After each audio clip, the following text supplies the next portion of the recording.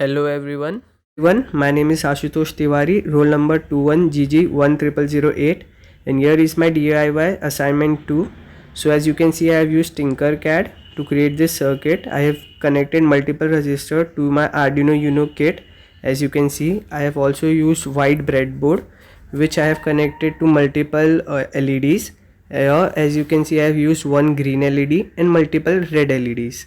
I have also used an voltmeter to check the voltage across the last LED, which cathode is connected to the positive terminal, and here I have also used an ammeter which is connected in series to the blue LED.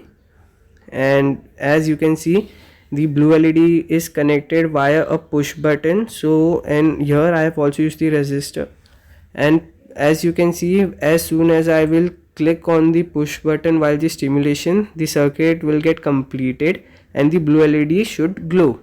And this LED is used for running light sequence, which I have created to show the light like racing lights. And coming to the code part, in the block view, as you can see, I have initiated my code with a repeat code to repeat the entire set 10 times. I have used the set pins high and low for each and every pin. With in between, I have used the wait for 50 milliseconds, so you can see the running effect of the light.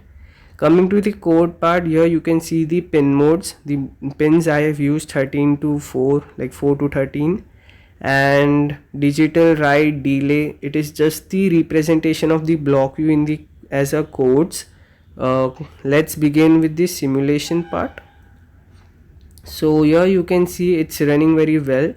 You can see the running light effect. And yes, come to the blue LED part. So here when I will push the push button, the circuits get completes and blue LED glows, and here you can see the current flowing through it, 3.11 milliampere. We can also check the voltmeter reading, which is showing the voltage across the last LED, which is not consistent, as the last LED glows just for few milliseconds, like which is 50 milliseconds. So that's not accurate and precise. So it is really fun and easy to make this. Coming back to the code, even the coding part is very simple. I have just used two control codes, wait and repeat, and one single output code, set pin high and low.